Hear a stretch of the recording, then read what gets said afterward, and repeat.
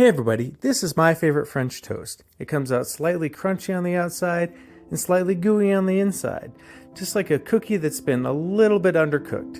I'm going to start with this Great Harvest bread. This is a cinnamon chip flavored bread. It's pretty much made for making French toast. I slice up 6 pieces and put it on top of a baking sheet that has a rack on top of it. I'm going to start by whisking my 3 eggs together until they're homogeneous, and then add 1/3 of a cup of heavy cream and 2/3 of a cup of whole milk. For a healthy version of this French toast, watch my live stream this Saturday, April 1st. Next, I'm going to add my extracts and spices. So I'm going to start with some vanilla extract. I did 1 teaspoon of that and mixed it in before adding 1/4 teaspoon of Saigon cinnamon. I would maybe do more, but there's cinnamon in the bread, so I don't want to overdo it with that. But then I'm going to put in plenty of freshly grated nutmeg. I did about 1/3 of a nutmeg piece, which goes a long way, and so this is more than I would usually do, but just to balance out with how much cinnamon's in there. And then I'm going to whisk that together, of course, get it nice and evenly mixed before soaking my bread pieces.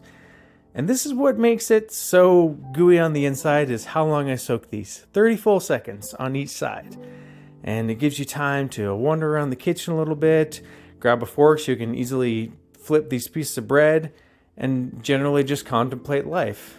Or I can also tell you about my giveaway coming up.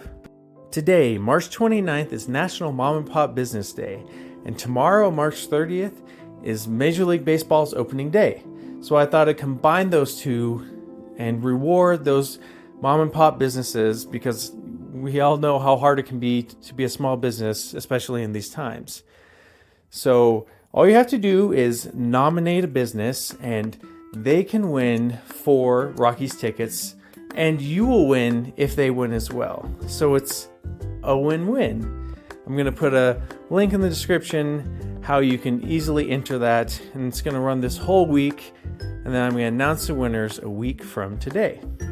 After soaking all your bread pieces, put that into a 350-degree oven for 15 minutes. And while that's going, you can prep your toppings. Fruit goes great on top of French toast, and I don't think any fruit goes better than strawberries. So I just sliced these up fairly thin before making a whipped cream. So I took some heavy whipping cream, about 1/4 cup, didn't really measure it out, but that's about the right amount for 6 pieces of French toast like I made here. And I just whipped it. I'm starting on low and then slowly getting up higher, increasing your speed until you get something that resembles a stiff peak, or maybe a slightly stiff peak. Now it's time to start toasting your French toast.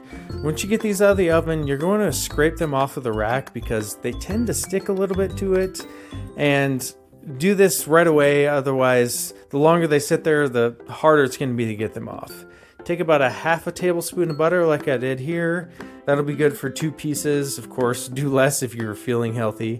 And I had my heat at medium-low, but that's only because I was using a cast iron pan and they tend to run a little bit hotter. If I was using a non-stick pan, it would have been about medium to medium-high heat. So I did these about 3 minutes each side, or till it's the right level of crispiness for my liking on the outside.